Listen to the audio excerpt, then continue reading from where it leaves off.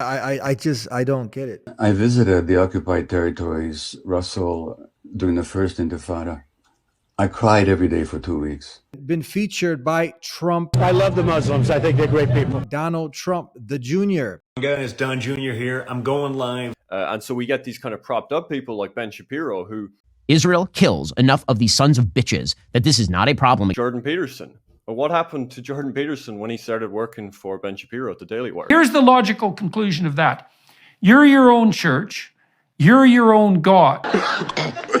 3 lies currently being told about Palestine. Number 1. Assalamu alaikum, greetings of peace. Welcome to the Dean Show. I'm your host. Subscribe if you haven't already. Hit that notification bell so you don't miss exciting programs like this one. My next guest, Keith Woods. He's an independent news source, commentator, analysis. He's debunking much of the fake news that's out there, so much so that he's reporting has even been featured by Trump. I love the Muslims. I think they're great people. Muslim? Mm-hmm. Oh, absolutely. No problem with it.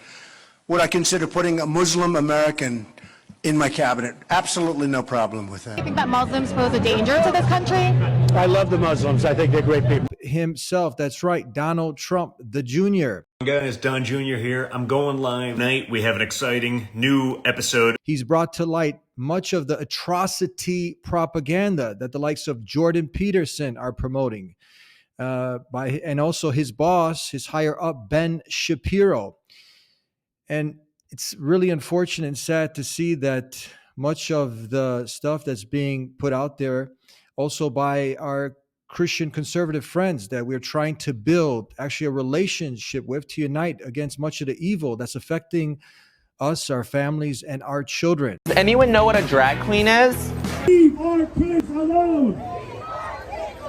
Leave our kids alone! Leave our kids alone! A man walked into the women's bathroom at McDonald's. My daughter goes into those bathrooms and no man needs to be in there. You understand me? You are a man. You are created as a man. You are a man. Start acting like a man. So without further ado, let's bring out our special guest, Keith Woods. This is the Dean Show. I love you very much. I love all the work that you're doing. When I was ready to talk about it, I would only talk to you. I was explaining how much respect I have for the faith of Islam. Welcome to the Dean Show. The Dean Show.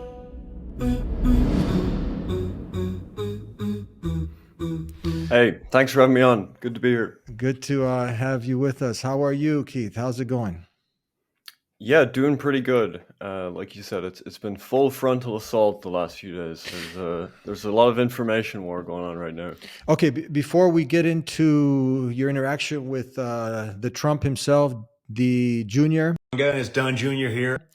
I want to go ahead and get your feedback on this short clip. It's actually by a Holocaust survivor himself, as when he was a child, who really speaks about what's going on. So instead of me and you just getting into it, I want to let it come from a Holocaust survivor himself, and then we'll kick it off. How's that? Sounds good. And I found out that it wasn't exactly like that. That in order to make this Jewish dream a reality, we had to visit a nightmare on the local population. And there's no way you could have ever created a Jewish state without oppressing and expelling the local population. Jewish Israeli historians have shown without a doubt that the expulsion of the Palestinians was persistent, it was pervasive, it was cruel, it was murderous, and with deliberate attempt. So that's what's called the Nakba in Arabic, the disaster or the catastrophe. There's a law that you cannot deny the Holocaust. But in Israel, you're not allowed to mention the Nakba, even though it was at the very basis of the foundation of the state. I visited the occupied territories, Russell, during the first Intifada. I cried every day for 2 weeks at what I saw. The brutality of the occupation, the petty harassment, the murderousness of it, or cutting down of Palestinian olive groves, the denial of water rights, the humiliations, And this went on, and it's much worse now than it was then. It's the longest ethnic cleansing operation in the 20th and 21st centuries. I could land in Tel Aviv tomorrow and demand citizenship under the law of the right of return. But my Palestinian friend in Vancouver, Hannah Kawas, who was born in Jerusalem, can't even visit. Now, if I have the right of return after 2,000 years, how come Hannah hasn't got the right to return after 70 years? So then you have these miserable people packed into this horrible, people call it the world's largest outdoor prison, which is what it is. You don't have to support Hamas policies to stand up for Palestinian rights. That's a complete falsity. If you take the worst thing you can say about Hamas, multiply it by 1,000 times, and it still will not meet the Israeli repression and killing and dispossession of Palestinians. Your thoughts?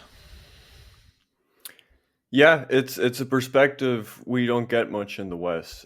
Everything is in the context of whatever the most recent event is. All of the focus is on a specific Hamas crime, and we're totally denied the context of what's causing this violence. The fact is, there are over 600,000 illegal Israeli settlers on Palestinian land.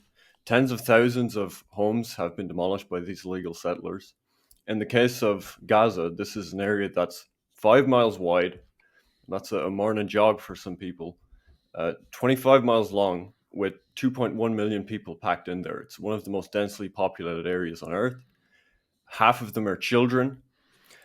And these people really have been denied any way of advancement here. I mean, what are they supposed to do? You know, the whole conversation, like I said, in the West has become about Hamas terrorism, and the focus of how Israelis have suffered at the hands of Hamas. But these people are under a brutal occupation. They're under complete blockade. The Israeli government has turned down multiple truces from Hamas. You know, whatever you want to say about how extreme Hamas is, they have offered truces in exchange for ending the blockade, which have been rejected. And these people are in an absolutely desperate situation. And it is funny, you know, when you hear discussions of the Nakba, we're getting all this atrocity propaganda right now. Ben Shapiro was retweeting a claim that there was pregnant women having their babies ripped from them. No evidence for this claim at all. But a lot of this stuff actually applies to the Nakba. There were children ripped from their parents during the Nakba. There were mass rapes. There were murders of civilians. Don't take my word for it. I mean, we've seen footage circulating this week of former Israeli soldiers. This occupation is an ongoing criminal act of war crimes after war crimes. It was a psychological and very difficult process, but once you realize that you are part of a terrorist organization, you understand that you have to say no. You have to take the consequences, because I say that Israel is an apartheid state, because I say that my government and my military commanders are war criminals. מביאים אותי לעוד יחידה ולעוד יחידה ולעוד יחידה, מתזזים אותי בצבא ואף אחד לא לוקח אחריות, אף אחד לא מטפל בי ואני מתלונן, אני צועק, אני משתין בלילה מפוסט טראומה. הוא בא אליי והוא אומר לי, למה הרגת אותי? למה הרגת אותי? אתה יכול להפקד ככה ביום אחרי שיש לך ימים כאלה? אתה יכול לאכול? אתה יכול בכלל להסליח בחיים? ואני הייתי מועמד לטייס. That look back on this with glee of how they used flamethrowers on Palestinian civilians, how they raped 16-year-olds.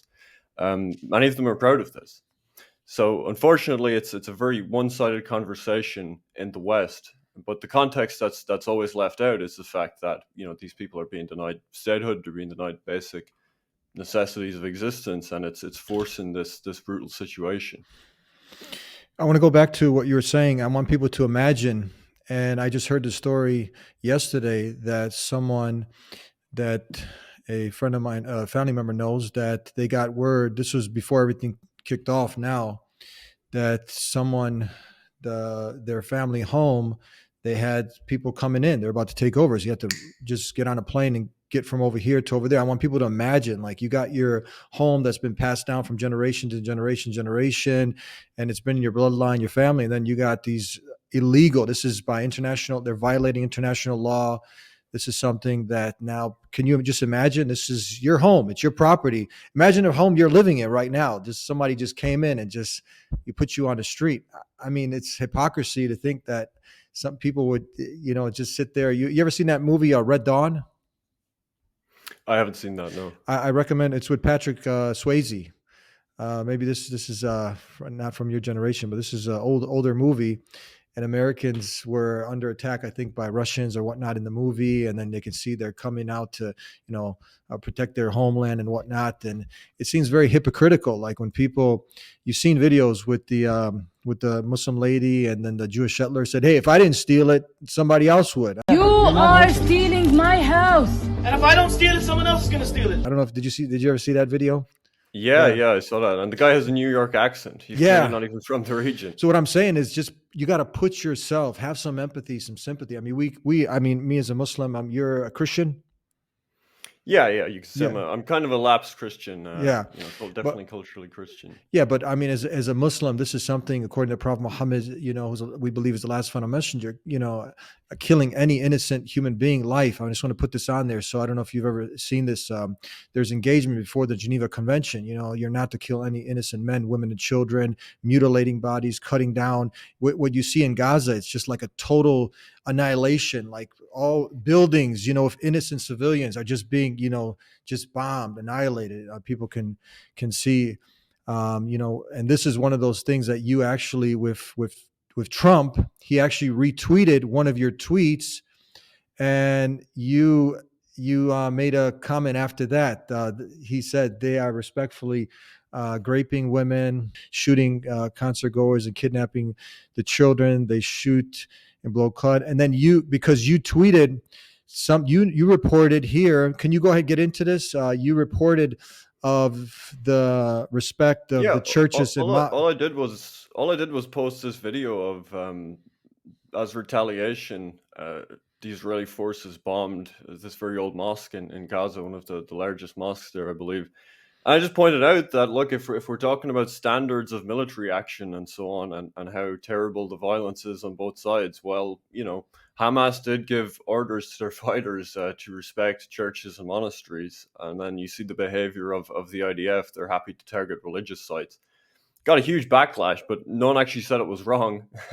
As you see with Trump himself, he didn't actually say it was wrong. But again, this is stuff that's not highlighted. It's totally different when you have people are lashing out basically against being in an open air concentration camp, and in a desperate situation where they're slowly being ethnically cleansed, versus an occupying army that is now targeting civilians, as far as we can tell. There seems to be carpet bombing of Gaza. There's no way to believe that these are sort of precision military strikes.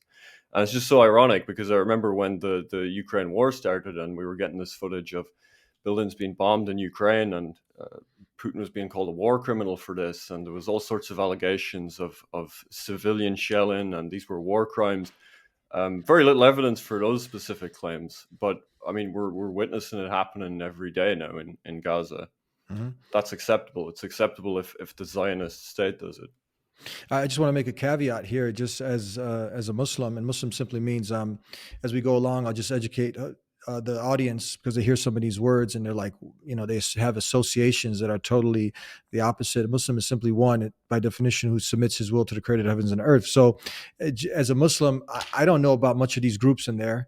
Like most Muslims, we're just, so Hamas or whatever, some of these other, the groups. So what they're trying to do is like this lady here, she sees a Palestinian flag, and I think you also, I don't know if you posted on this, but you had people who can identify with what they say is an occupation from Russia. So you see a lot of Americans putting Ukrainian flags, but as soon as this lady sees a Palestinian flag, she thinks, okay, right away in her mind, they're programming, she's connected with Hamas or who some other group out there. And she thinks right away, they program you to think like, oh, you're supporting terrorism, you're this, that, and the other. I mean, it's just absurd. So have a look at this. Streets, post it. Author Lauren Wise, that's my Instagram. Author Lauren Wise, you should be raped and dragged through the streets in front of your kids. That's what you do. Thank you. You're addressing Hamas. Hamas a terrorist. Thank you. Thank you for your name. No. Thank you. Have no a nice day. problem. I think you should all of you idiots who think that it's Palestine against Don't Israel. fuck. You're stupid as Thank you. to all of your friends, you're stupid as understand what's Okay, going on. I don't get it. I just can't. I don't. I don't understand. This is what when you see something like, I just don't get it, Keith. Well, I mean, the media is totally one-sided. We have a Zionist-controlled media in the West. They preach tolerance and diversity and open borders and all these very left-wing values to us in the West. Comes to Israel, they support this far-right Likud government. They support the ethnic cleansing. They support repressing this non-white population. It's a complete double standard. This is never explained. You have the head of the ADL out there, Jonathan Greenblatt. Purpose of the ADL is supposed to be to fight racism. They tried to get Tucker Carlson fired from Fox News because he was speaking out against immigration in the US. At the same time, they're supporting this far-right Zionist government in Israel. And we have protesters on the streets of New York. I don't know if you saw this footage, but there was a protest in New York by these people that were sympathetic to Israel, and they were literally calling for the complete genocide of Arabs and wiping out of Gaza. I think the response should be from Netanyahu and the military to Gaza. All Palestinians, all of them. Not one left from the river to the sea. Palestine will be deceased. And Israel need to do like this.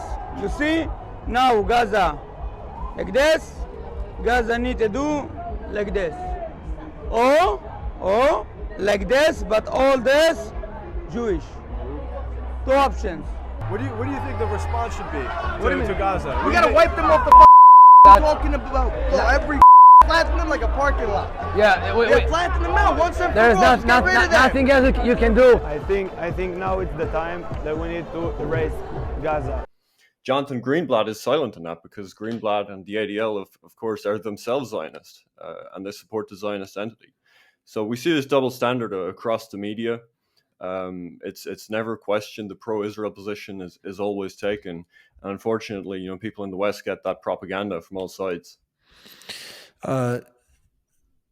Going back to your interaction with Trump, Donald Trump Jr., you pointed out something. What I did respond to Trump Jr. with is, he's portraying this as, because he wants people in the West to be sympathetic. So it's, it's this kind of Muslim versus Christian conflict. But I said to him, well, how come you don't speak out about the treatment of Christians in Israel? Because just in the past few weeks, we've had multiple stories. There was a Christian cemetery in Jerusalem that was smashed up by Jewish settlers. There was a church in Haifa that was occupied by these Jewish extremist groups. They've been forcing out Christian and Muslim worshippers out of their holy sites in the Holy Land with the support of the IDF, the support of the Likud government. And we've seen multiple videos in recent months and weeks of these Jewish settlers spitting on Christians.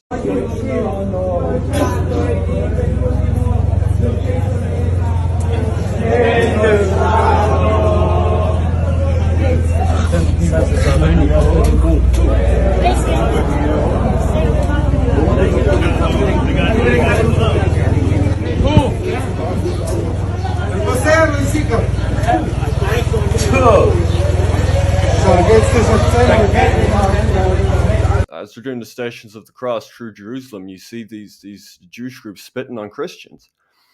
Now, you could say, oh, that's an isolated incident. Every country has its extremists, right? But the problem is, in the Israeli government, you have people that are sympathetic to this. The Israeli National Security Minister went on Israeli state TV and defended that. He said, look, it's an old Jewish tradition to spit on Christians. We should keep that in mind when we talk about this. We shouldn't condemn them too much. השר לביטחון לאומי איתמר בן גביר עוד לא הגיב על האירוע הזה. התבטאות שלו כאן ברשת ב' אם אולי עוזרת להבין למה. דודי, קודם כל יש מנהג יהודי קדום, שכשעוברים ליד מנזר או ליד כומר יורקים. אפשר להסכים או לא להסכים, אבל כאשר יורקים לצד, אני לא חושב שזה מבטא. So these are the kinds of people in the Israeli government. And, the background to this that people are missing as well is none of this happens in a vacuum, and there's provocations on both sides, certainly. But in recent weeks, these provocations have really increased in Jerusalem. And there are these extremist Jewish groups that want to build the third temple to fulfill their prophecy on the site of the Al-Aqsa Mosque, which you can correct me, but I believe that's like the third holiest site in the world for Muslims. Yes. So this is obviously very, very incendiary. For the reestablishment of the third temple, there will be a third temple, are already active. The Temple Institute in Jerusalem is active. And there's multiple groups like this that are openly working for this, which would create a huge conflict. One is the Temple Institute. Is the third temple being rebuilt? I don't have to guess about that. Now, I've been to the Temple Institute in Jerusalem myself, and I can tell you that all of the furniture is already prepared, the plans are already in place, and now, for the first time in millennia, they are making plans to rebuild the temple. This is a major development. Who, its leader of 30 years, actually did a podcast about this the other day, Rabbi Chaim Richman, and he said that Christians in the West should be worshiping all Jews. I just want to say this to our Christian friends, you know, just to call it as it is and say it straight out, you know, you guys are worshiping one Jew. That's a mistake. You should be worshiping every single one of us, because we all die for your sins every single day. And that's exactly what's going on here. Yeah. We're all God's firstborn, and we're dying for your sins right now because the Jewish people in the land of Israel are the bulwark against the orcs. Okay? The orcs are coming not to a theater near you, but to your home. Again, very extremist, like supremacist statements. He said that Israel was defending the world against the orcs, and he was just casually referring to Arabs as orcs. It's like a total supremacist. And these are the kind of extremist groups that are driving this. You know, they're trying to, this Temple Institute is like trying to breed this red heifer. They're using like embryo selection. It's really weird stuff, trying to fulfill these Talmudic prophecies. And they've been exacerbating this a lot. You know, they were sprinkling blood on the site of the Al-Aqsa Mosque, kind of preparing the way for fulfilling these prophecies and doing the sacrifice. And the problem is, you know, it would be one thing if these were just some weird isolated cult, right? You have that in every country. America has crazy Christian cults that protest funerals and stuff, right? But they're very much on the fringe. But the problem is these people get the support of the IDF. When they storm Al-Aqsa Mosque and force worshippers out, the IDF protects them. Hundreds of ultra-nationalist Jews are carrying out incursions into the Al-Aqsa Mosque complex in occupied East Jerusalem. Big crowds of mostly young settlers raised provocative slogans and entered the mosque compound for a third day on Tuesday to mark a season of Jewish holidays. They're being escorted by the Israeli police. The tensions have been rising here because during Sukkot, this week-long holiday, ultra-nationalist Jews have been entering the Temple Mount, which they call the Temple Mount, which others call the Al-Aqsa compound, in larger than usual numbers. And when they make these extremist statements and they say that all non-Jews should be worshiping them as some kind of Übermenschen. Just to call it as it is and say it straight out, you know, you guys are worshiping one Jew. That's a mistake. You should be worshiping every single one of us. People in the Israeli government defend them. So if we want to talk about extremism, or we're always getting told about white supremacy in the West, right? The biggest problem ever is white supremacy. Well, what about the supremacy that's driving this conflict, where you have Jewish supremacists within the Israeli government? You can go through, look at the members of the Israeli Knesset, multiple members, cabinet members of the Likud government have expressed their desire to build a third temple, which means eradicating these Christian and Muslim holy sites in the area, because they have to destroy all these idols as they consider them to fulfill the prophecy, which means demolishing this mosque that's has a very sacred place for Islam.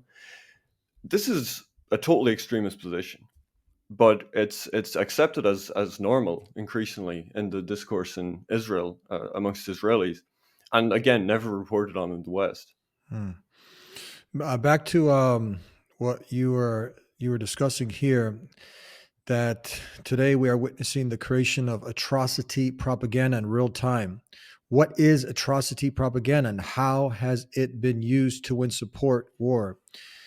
Are we seeing that with much of this here? Is this an example of it, and much of what these people such as Ben Shapiro, Jordan Peterson, and the Trump himself, Donald Trump, the Jr., are sharing?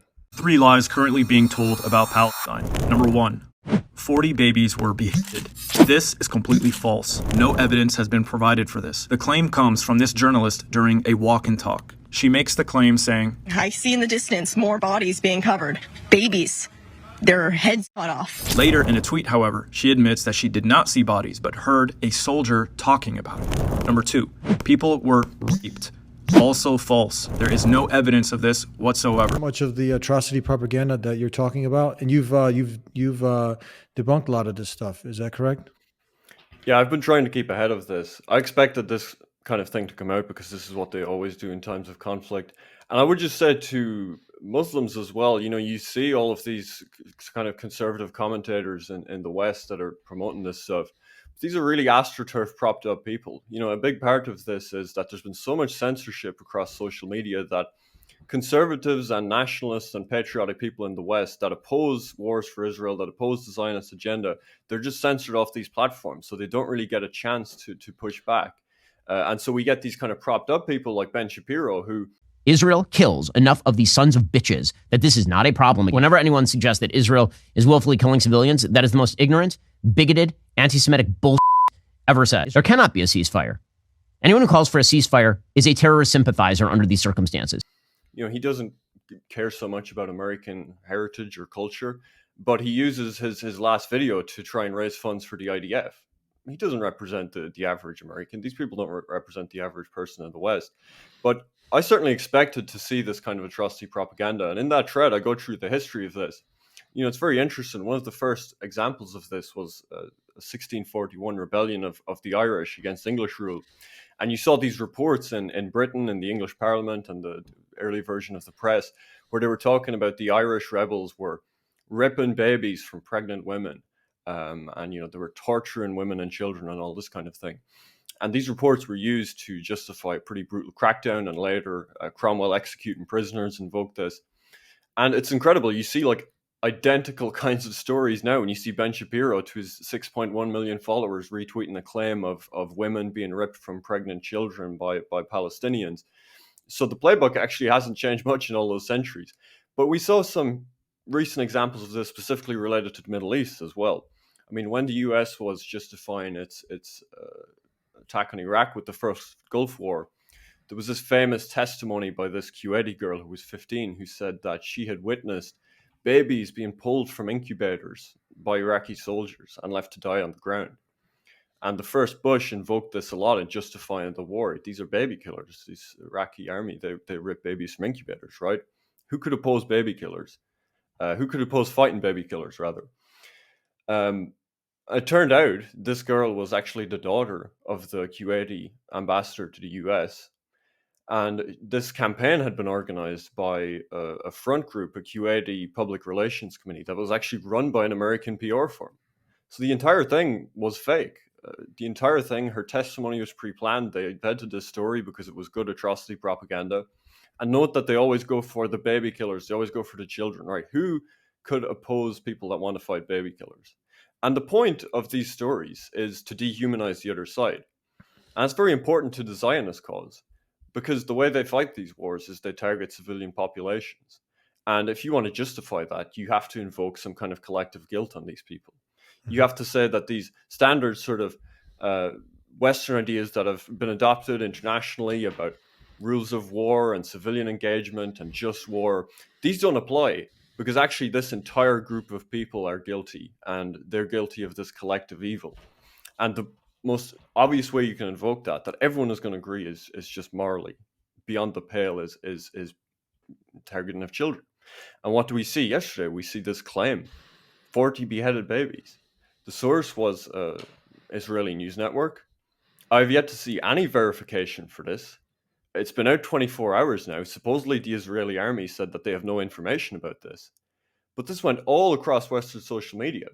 And then we were just getting story after story like this. There was a picture that was supposedly of Israeli corpses, and someone identified that they were actually IDF body bags, which suggested they were Hamas fighters. A video that Donald Trump Jr. posted that I actually got a community note that kind of fact-checked them, which was kind of funny. But he was posting this video of a room full of corpses, and people had just shot them up. And he claimed that a friend in Israel sent him this and told him that this was what Hamas fighters did. the dead people were clearly Arabs. And we traced the source of this video. It was from 2015. So all this stuff is going around social media. No one even knows where it's from, what the source is. But they're basically just looking for anything they can find to stick. And we've heard all this about, mass rapes, this thing with the rave. And again, you trace the sources for this. What's the source of Ben Shapiro was posting this as well, that there was 240 people raped at this rave, raped and killed. Well, am I a terrorist sympathizer because I say I'd like to see some evidence of this? So far, what I've seen as far as evidence for that is there was like one eyewitness report. So one person claimed this. We've seen no photo evidence. It's 2023. Everyone has a camera phone. Especially these young people at raves in Israel.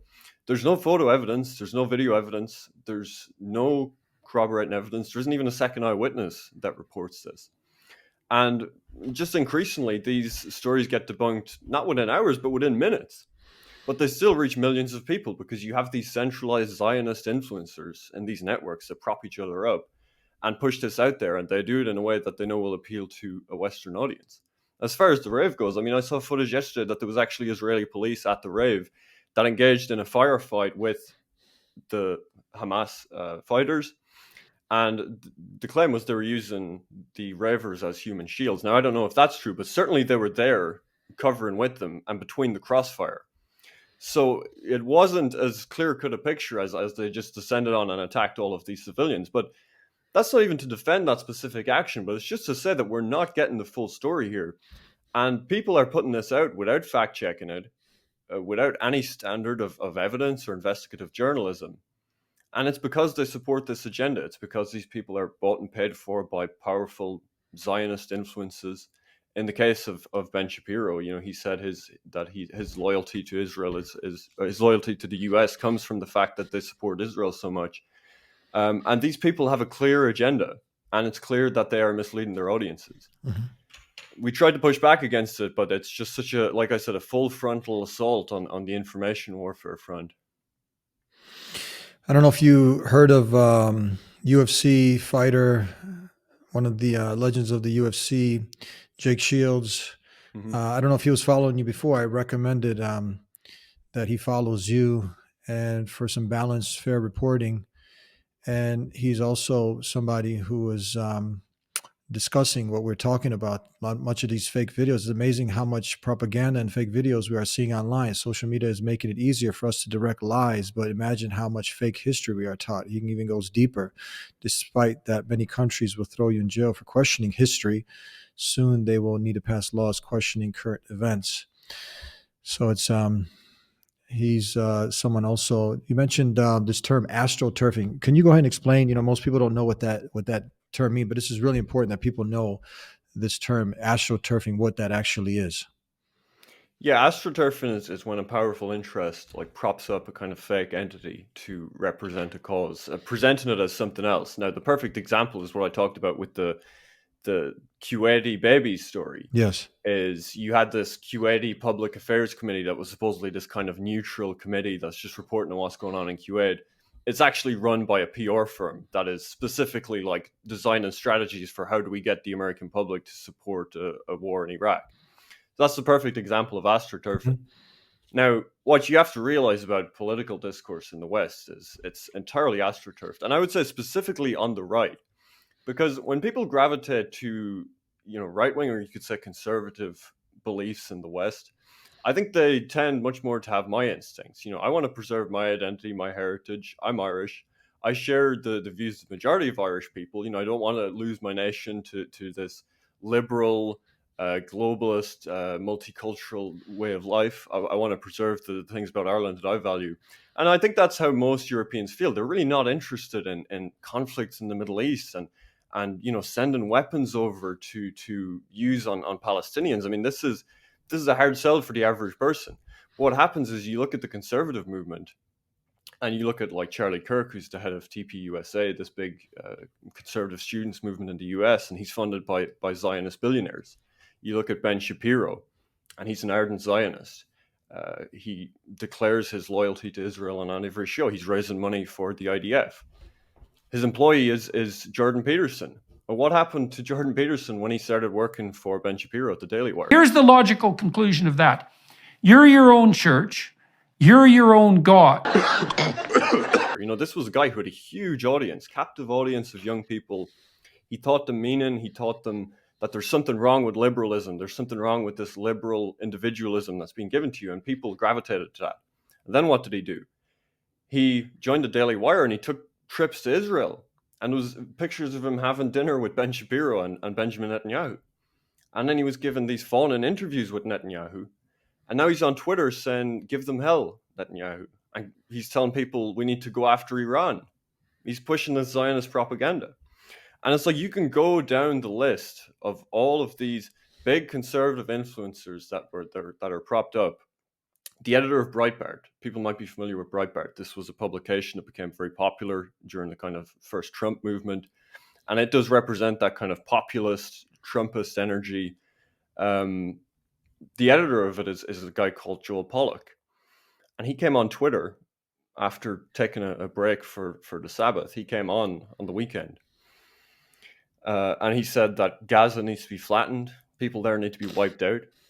So I think clearly his identity, his loyalty is more to Israel than to the United States, because he's never made statements that strong about securing America's borders. But he's very concerned about securing Israel's borders. And you can even look up, you can still find this online. Breitbart, there's a headline that says Breitbart, founded in America, made in Israel. And there's a picture of the founders of Breitbart in Israel in a meeting with Benjamin Netanyahu. And the idea for Breitbart was literally like conceived and planned in Israel. And I can keep going through the list. We have even, you look at like the intellectual influences on the right. Like I said, there was this kind of populist, Trumpist movement, Brexit, all this kind of stuff was happening in 2016. And there was this question, like, where is this energy going to go? Because Trump was certainly in his rhetoric. I mean, as president, he was as Zionist as any president. But in his rhetoric, he talked about things like ending these foreign wars. And I think there was a mood of that. Let's move away from the neoconservatism. Let's move towards America first, not getting involved in these foreign entanglements. But what happened? You had this thing called national conservatism appear, and this was going to be the new philosophy of the right in the West. And you have all of these people like Viktor Orban and Tucker Carlson speak at the conferences for national conservatism. Well, who runs the national conservatism? It's run by this thing called the Berkane Institute by a guy called Yoram Hazony, who wrote this book, The Virtues of Nationalism. And he was kind of telling people in the West, okay, you can have a little bit of nationalism, you can have a bit of your own identity. But he also had a big defense of Zionism in that book. And he works in Israel. He's a university professor living in Israel. And he's telling people in the West, this is how your nationalism should be. This is how you're allowed to be conservative, and tying it to Zionism. So the question is, like, why are we in the West? Why do we need a guy in Israel to work out this philosophy of what it means to be a Westerner, to what it means to be a nationalist in the West? Why do we have Ben Shapiro telling conservatives in America to send their money to a foreign country? But it's like you go down the list. I mentioned Breitbart. Again, you can look this up. The current one of the main editors there, sorry, I'm confused. I'm thinking of Prager University. Prager University, which is this big channel you may have seen on YouTube, and again, it's one of the biggest influencers of conservative discourse. They get millions of views on their videos. They kind of teach young people this is what it means to be conservative. This is what it means to be on the right. And they have multiple videos like defending the IDF, defending Israel. This is why you have to support Israel. Their CEO literally worked for Israeli intelligence. I mean, she's literally like an Israeli intelligence spy. So this is who's controlling this centralized, astroturfed conservative movement in the West. And now I can go on there and I can ratio these people, and I get 30 million views in a week. And, I'm just a guy with, just people that enjoy my content support me. I have no institutional support. And there are people like that out there. There's the America First movement, and there are young Zoomers that reject this stuff. But people like that just get censored so brutally to prop up these astroturf figures. PragerU, the Daily Wire, Breitbart. And like I said, you go through each one of them, and there's always, you can trace it back, and there's an Israeli firster at the top of these organizations. So we can't have a proper conversation about anything in the West while this is going on, because it always gets directed back towards this state in the Middle East. People can go to, there's a good TED Talk. If you type in TED Talk and astroturfing, I recommend people look into this because it's real important. Human life is precious life. This is something that is very important. Doesn't matter if it's from a child from one side or the other. You know, these are innocent human lives that are being lost. And it seems like every time this discussion, have you noticed, via be Piers Morgan, via be on any one of these news channels, the first thing they want to get into is having the Muslim, the one who's there, trying to speak up, and on this, they right away are pulling this. Do you condemn? Of course, we condemn killing of innocent human beings. This is something clear. But then they shift the focus to talk, but in another direction, and they don't do the same thing. If somebody from the IDF or somebody on this side comes out, they don't ask them to condemn the indiscriminate bombing of, what is it, like 50%, or is it 50% are almost like children in Gaza? Yeah, You've got children, most very young children as well. Young children. I mean, they're innocent. They have nothing to And do it's with just it. incredible as well, because I've lost count this week of how many Zionists I've seen on Twitter effectively justifying genocide. I mentioned Joel Pollack, the senior editor of Breitbart, saying level Gaza. These people come on and they're supposedly conservatives that are supposed to be concerned about the West, and they're making these arguments like everyone in Gaza is collectively responsible for Hamas. We need to glass Gaza, just wipe it out. They're talking about wiping out 2 million people that are confined to the space. And this is like the most extreme kind of discourse imaginable, where you can literally come on social media and advocate for genocide. I mean, what could be more extreme than that? We hear all these terms like hate speech and why we need to silence the internet because of white supremacy.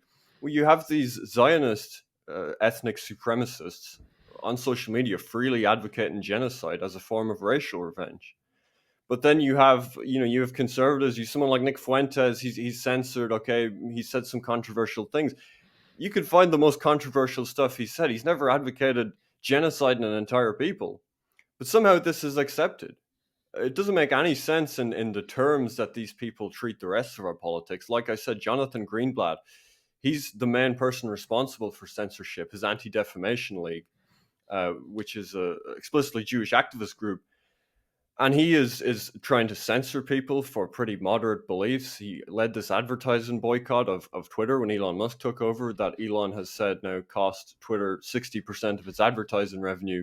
And he did this to try and force them to censor voices, mostly anti-Zionist voices. But he's going on TV now and he's saying that this is the worst thing to happen since Nagasaki. He's defending this Zionist far right government while he pushes far left woke beliefs in the West. There'll be no statement from the ADL condemning the people that marched in New York with Israeli flags saying we need to wipe out Gaza. But they did do a big, huge research article about the fact that there was some nationalists, there was some far right people in the West on Telegram that were sympathetic to Hamas. That's the big focus. But the fact that you have actual Jewish supremacists that are openly telling cameras they're genocidal and they want to wipe out Arabs, that gets a pass. Mm-hmm. Here's many have quoted this defense minister saying, "I've ordered a complete siege on the Gaza Strip. There will be no electricity, no food, no fuel. Everything is closed. We are fighting human animals." So this goes back into like now dehumanizing children, human beings. And let's just go ahead and take a look. When you do that, then you make the other side look like they're just barbarians, and you try to take that human element away from it. And now there's no feeling for what's happening. And people can, let's look at some of these videos. I mean, this is just a man now. He's sitting, his whole saying my house, my everything's pretty much gone. This is an aerial view of this, I believe, is Gaza. Is that right? Yeah, and even I mean this is the justification. What does that we're mean? making. Can you package that? Because some people, they don't get these terms, these words. Okay, what does that mean? It's just like they're barricaded in this area. You got how many? Was it almost 2 million people? Yeah, more. It's like 2.2 million, I believe. And they're stuck. Like I said, they can't leave. Everything's been. They're stuck there. So this is like, and it's not just that things can't get out; things can't get in. Right? Like I Yeah. said, this is 5 miles wide, 25 miles long, 2 million people packed into that tiny space, and it's a brutal blockade. They have this no-go zone around the area that if you step into it, Israeli soldiers will fire on you. People get killed every year for going into that area. The sea is also blockaded. And in the past, a few years ago, there was a humanitarian aid ship that tried to send aid to Gaza that was fired on by Israeli commandos in the sea. And they've enforced these brutal blockades. One of them was when people were flying kites over the walls into Israel, these like fire kites that actually didn't do that much damage to Israel. It was basically an act of desperation by young people in Gaza. But they imposed this brutal blockade where they weren't allowing in really essential supplies. Like you couldn't transport things like plasters or medical equipment. So they're totally blockaded. It is an open air prison. According to some estimates, 60% of the population is unemployed. And that's been the case for decades there. So these people are really in a totally hopeless position. And yeah, I've seen Zionists, this is how they justify it. They say, we gave them a day to evacuate the women and children. So now effectively anyone that's there deserves their fate if they get hit with a Israeli rocket, or, if our soldiers go in and clean house. But it's like, where are they meant to evacuate to? 2.1 million people locked in this effectively a concentration camp. But this is, like I said, this stuff is normalized. I mean, I saw a member of the Israeli Knesset was saying that every person that lives in Gaza is guilty. There are no civilians. I saw another one who's a member of the ruling Likud party was advocating using what he called a doomsday weapon and firing a Jericho missile into Gaza, which would just wipe out massive region, kill hundreds of thousands of people. But again, this is the kind of supremacist attitudes that are normal in Israel, this Jewish supremacism amongst this ruling party, where you'll just get elected politicians casually talking about genociding these people. And it's very jarring to see. I like how you differentiate, because this is not a Jewish Muslim thing. You have Christians who are there. As a Palestinian Christian, I have many problems with Christian Zionists. First of all, this is an ideology that completely ignored me and ignored my people, and to a certain degree even dismissed us and dehumanized us. Speaking about an empty land or Palestine as a land without a people, that is dehumanizing to our presence. If you believe that God brought the Jews to this land and they have a divine right to this land and this is fulfillment of prophecy, then what about me? What should I do? Should I just leave? Should I pack and leave? Is this what you are proposing? In other words, this is an ideology that completely ignored our presence and even dismissed that presence. Many times they would tell us, go to Jordan. Many times they would say, there is no such a thing as a Palestinian. Other times they will even say, we are an obstacle to the second coming of Christ. And in that process, they have ignored our rights. And maybe one of my biggest problems with Christian Zionism is that it is devoid of justice. Because what about the current military occupation to our land and to our people? What about the many injustices and the discriminative laws of the state of Israel towards Palestinians? I mean, it's a state that says that the right for self-determination is exclusive to the Jewish people only. How can you as a Christian support that? What about the rights of refugees to return, or about land when you confiscate land from Palestinian families, sometimes Palestinian Christian families, to build a Jewish settlement on that land? How can you be as a Christian okay with that action? You mentioned the spitting on Christians. You mentioned the treatment of Christians even there in this area. So this is not something that is, you have a long history where before this I've had rabbis on. Many Jews believe wrongly that Zionism is either part of Judaism or is compatible with Judaism or is even the main part of Judaism. All of those are actually false. Zionism was created to negate Judaism. Zionism was created to replace Judaism. The differences between Zionism and Judaism are vast. They're vast and profound. The propaganda that the Zionists have churned out for the past 100 years have confused and conflated Zionism and Judaism such that when the average person walks down the street, he thinks that the state of Israel is the Jewish state, he thinks that Zionism is Judaism, and he doesn't know the difference. This group of Jews here are students of the students of the late Satmar Rabbi Reb Yoel Teitelbaum, who was the greatest disseminator of the clarity regarding the difference between Judaism and Zionism. We go to Muslim countries now because it's a requirement, as the chief rabbi of Palestine, Rabbi Teitelbaum, said, we are required to let the world know that these Zionists and their state does not speak for the Jewish people, and they are not in any way have the right to use Judaism to oppress, to steal the land from the Palestinian people. These people who are good to us, and we babysat each other's children, we live together, they have no right to steal from them. The Torah doesn't permit you to steal. The Zionist wants to confuse, to make it that there's a religious conflict. Nothing to do with religion.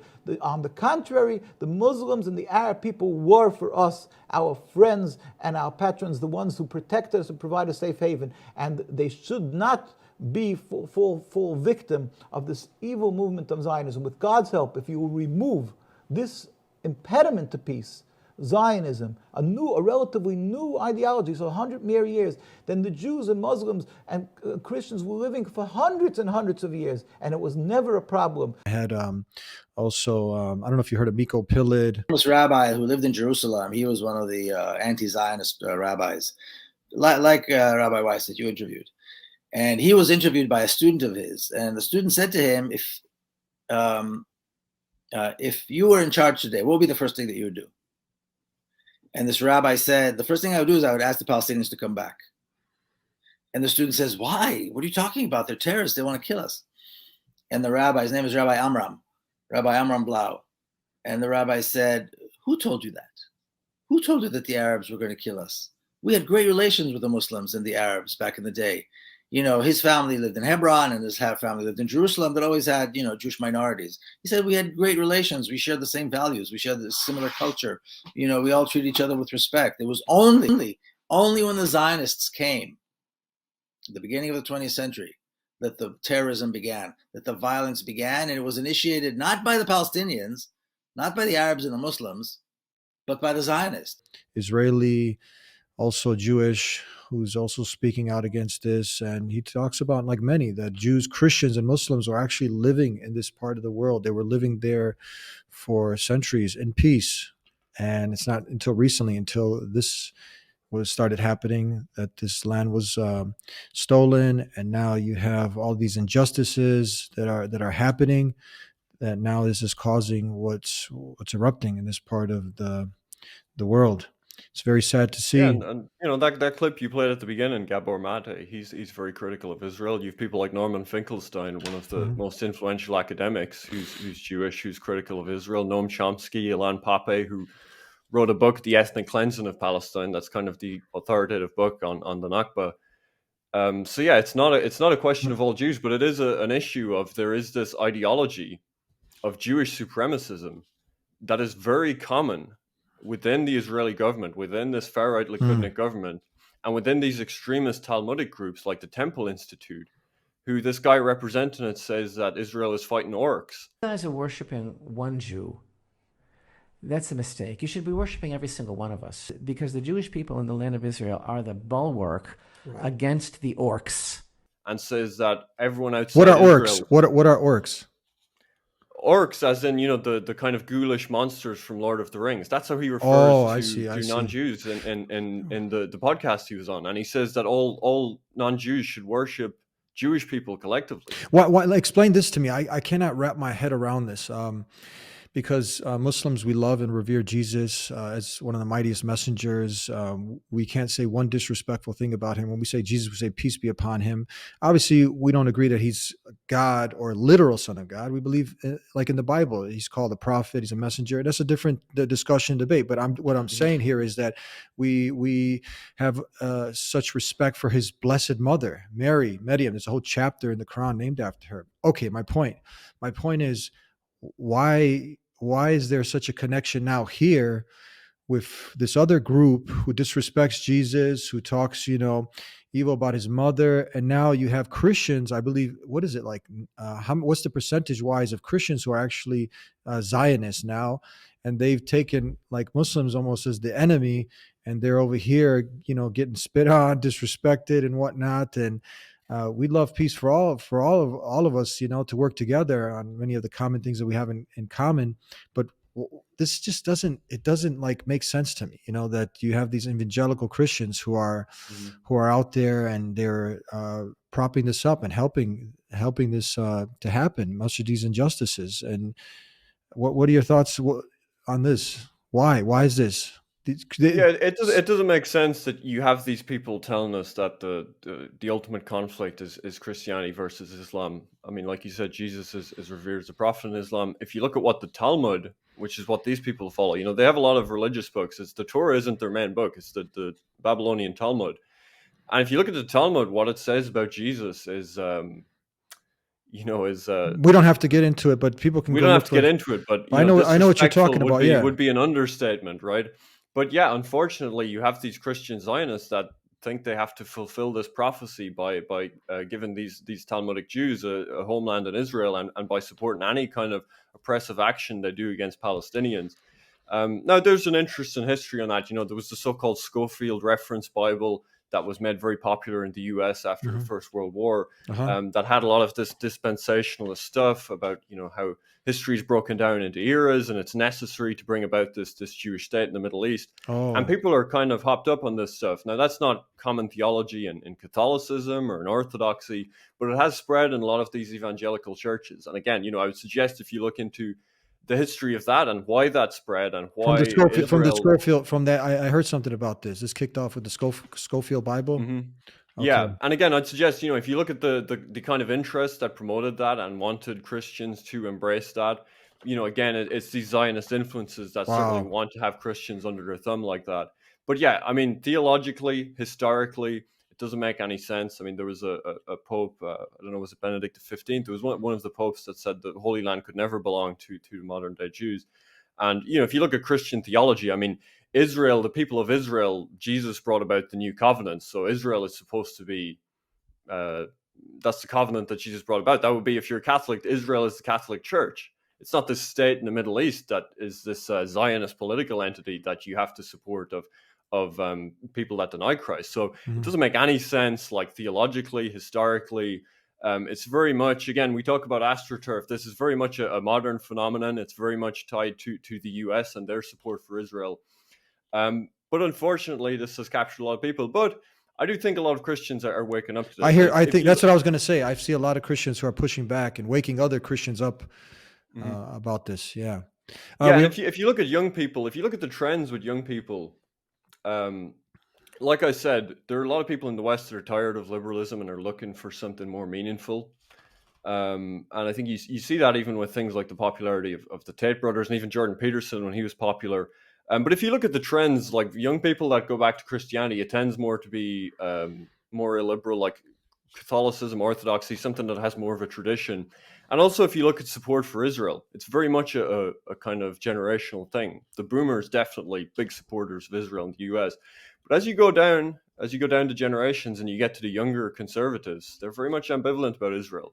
And that's a concern for Israel because they hopped the left up on this anti-colonialism stuff. Now that they're opposed to Israel for that reason, and there's a lot of first, second generation immigrants in the West that are opposed to Israel. So they need the support of the Republican Party specifically. They need the support of conservatives. But if you go down to the younger generation of conservatives, and I think the internet has a lot to do with it, and being able to get these narratives out there about how Israel hasn't been a friend to the US. you see that support begins to collapse, and you see that conservatives of the younger generation are much more nationalistic. They're much more America first. They don't understand these generational conflicts and why the US should be involved in the Middle East. So if you look under the surface, there are ways in which these traditional sources of support, the Christian Zionism, the Republican Party, they're slowly getting undermined by being able to spread narratives and being able to speak freely. And the internet has had a lot to do with that. We got a few more minutes. I want to just touch upon, this is a longer discussion. I actually spoke about this some time ago, about this third temple. It was something that was kind of like, oh, this conspiracy and this, that, and the other. But this is what you were pointing out. This is becoming more mainstream now. Is that correct? With this, with the political party that's now in place, they're actually trying to go ahead and build this temple. Where is it at right now? Where are they at right now? It's obviously it's a very touchy subject for everyone, the Christians and the Muslims and the Jews. So the Israeli government won't come out and say, like, yeah, we're going to demolish the mosque and build a temple. I mean, that would really set things off, right? Especially when they're trying to normalize relations with But this is something people can go look into, right? This is not something that... I mean, you can just look up the Temple Institute. And, the quotes I was pulling from where the guy was calling people orcs and saying everyone needs to worship Jewish people. That guy, that's on his official podcast, Rabbi Chaim Richman. Okay, you can look that up. And he was head of the Temple Institute for 30 years. And this is all documented. They even have a lab in Texas, I believe, where they're so people can verify this. This is something. Oh, yeah. They're working with embryo selection to breed this red calf that they have to sacrifice on the Temple Mount. And then they can build this third temple. And you can just find multiple statements from people that have held very high positions in the Israeli government. Like I said, the Israeli government might not come out and say, yeah, we support this, because that would just declare them an enemy to all Muslims and Christians alike. But you can find statements from individual ministers where they say, like, aspirationally, yes, in the long run, we would like to see the third temple built. Yes, that's how we'll know when the Zionist project has succeeded, this kind of thing. And these are the groups. This attack by Hamas was called the Al-Aqsa Flood, because in their statement they released, they said it was a response to the rising tensions related to Al-Aqsa Mosque. And what was kicking this off, and again, you can find all of this verified, is these Talmudic extremist groups were storming Al-Aqsa Mosque, forcing worshippers out. They're declaring to the Muslims, we're going to tear this down, we're going to build the third temple. You can find this footage. They're telling the Arabs there's going to be a second Nakba. So these are the groups that are driving this. It's this supremacist ideology where these people think that they should be worshipped. They think that they're the center of history. They don't believe that the covenant is for all mankind. They believe that it's about them and that they have a right to extinguish other people's holy sites and destroy other people's places of worship to bring this about. And, like I said, if they were a fringe cult, it would be one thing. But when they have support within the Israeli government, I think it shows how extreme the Zionist project has become. Mm-hmm. Recently, we had one of the discussions of the year on the Patrick Ben David podcast. I went down there myself. I met Patrick, and I would really recommend that he gets, if he wants to talk and dwell into these topics, he talks a lot about politics and others. Would you be willing to go on? I would recommend that Patrick Ben David, he has a vision of Muslims and Christians working together on a common good, on the things that we have in common. I really respect this vision, and I really agree with it. We have a lot of things in common, and we have many things that are affecting ourselves, our families, our communities. And now we have these things that are now point of contention. And I think you've made some really, really important points. And what would you say to someone like Patrick Ben David and others? A lot of has a huge Christian following, and others. I make this example. I had also a Christian who was a huge hater of Islam and Muslims. I don't know if you've heard of Owen Benjamin. My main thing is to help people not hate so many good-hearted Muslims that are withstanding evil. And they are the type of people you want to root for, these scholarly, beautiful Muslim people. Don't let the media paint, a fifth of the planet as people that deserve to be bombed as a sacrifice. So we want to help with that. We want to help because there's a lot of hate out there. And go ahead. Yeah, there's a lot of programming that I've realized has happened in America of the anti-Muslim programming, because we all know there's Pharisees in every religion. There's some bad Muslims, some bad Christians, and bad Jews, and everything. Because I used to think that Muslims were the boogeyman. Something that really changed my perspective was when a Muslim friend of mine, I heard him say, Jesus, peace be upon him. And I had always thought that, you guys hated Jesus, you know, and that blew my mind, because I listened to Ben Shapiro on Joe Rogan talk about how Jesus Christ was a common criminal and was killed for rebelling against Rome, which is this insane statement. And then my Muslim friend would say, Jesus, peace be upon him. And I was like, that kind of made it through the programming. And once you started to see, like, wow, Muslims, they say, when they say Jesus, they say terms of respect, peace be upon him. You know, they don't disrespect him, but this other group does, blah, blah, blah, blah. And then he was like, man, you know, when he started to really investigate, he saw like he was programmed, and he got unprogrammed. And I think many of these people, listening to people like yourself, you know, giving much of the facts, debunking much of the atrocity propaganda that's out there. What would you say to someone like, would you go on a PDB podcast? Would you sit and talk with Patrick Ben David and many of his followers that are out there? If they're confused, right? They're confused. You know, they don't agree with $3 billion. We have homeless people, we have sick people, we have communities that look like they've been torn in our country. And I'm an American also.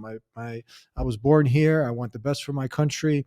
I don't want our money being thrown out when we have issues here. Most Americans, I had a Christian lady also, if Americans only knew, if they only knew, they wouldn't agree with all this money. How much is it? $3 billion a year going out? 3.8 billion. It's actually more if you look into. Imagine what we can do with that money here, right? So, what would you say to the average Christian and other people who people are being programmed in the wrong direction? What would you say to them, and where would you direct them to get the proper education on this matter here?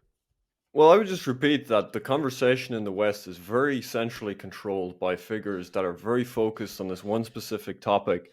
You know, I come at this first and foremost from the position of a nationalist. I value like real cultural, ethnic, religious diversity, and you know, I want to preserve my identity. And you know, I'm getting a lot of Muslim followers now because I take that to its logical conclusion. I say, well, you know, I want an Ireland for the Irish, and I think Palestinians should have Palestine, and they shouldn't have to be forced out of their homeland. And you know, a lot of them, they say, oh well, you know, you're taking this kind of nationalist stance in the West. You must be anti-Islam. You know, you must support these wars in the Middle East. It's like, no, of course not.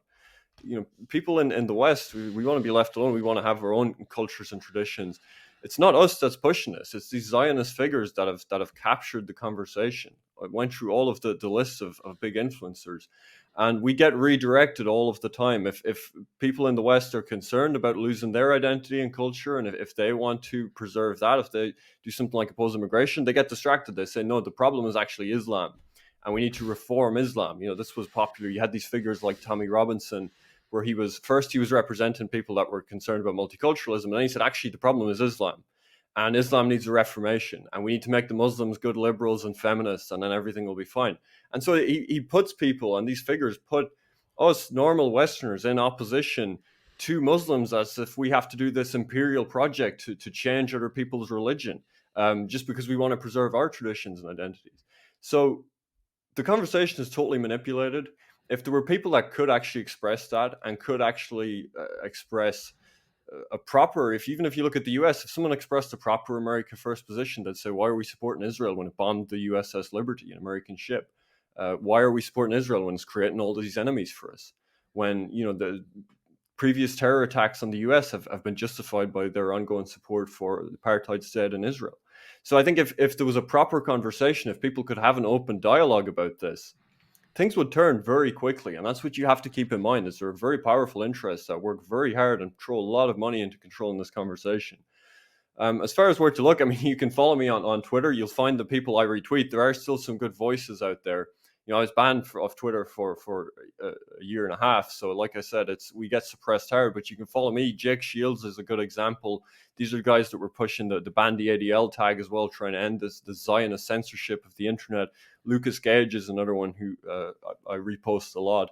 And, you know, we are out there. There are people that care about the West, want to preserve our traditions, our identities, but see that the problem is not Islam, or the problem is not any individual people. The problem is this supremacist Zionist ideology that controls our discourse and then creates this creates these wars and this destabilization in the Middle East.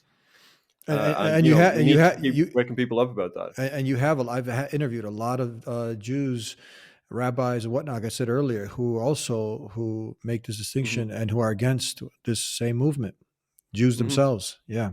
Yeah. So you're down for the PBD podcast? If Absolutely, yeah, why absolutely. not? Let's I'm get always down everybody to who's discuss. watching. Send this. Go ahead and retweet this. Send this to our friend Patrick bin David, and he can have another fair and balanced discussion with somebody like you who's very well informed. I want to thank you very much. God bless you for being with us and helping to share much of this information. That's very important. God bless, and thanks for having me on. Thank you, brother. Thank you. Peace. We've been told that they're out to kill us all. Assalamu alaikum, brothers and sisters. We went to the streets to ask Americans about Islam. Here's what they said. Do you know anything about Islam? No. Do you know anything about Islam? No, sadly. Do you know anything about Islam? Not really. Do you know anything about Islam? No, sorry. You know what Islam means? Islam? No. We've been told that they're out to kill us all. That's what you've been told, that Muslims are out to kill you all. Well, that's what they say on TV. Anything. I know it's in the Middle East, isn't it? Well, then you can have 4 wives. Brothers and sisters, as you can see, there are so many Americans who don't know about Islam. We need your help to change that. Help us to build the Deen Center, the first mega Dawah center in America. Click to donate right now. May God Almighty Allah reward all of you.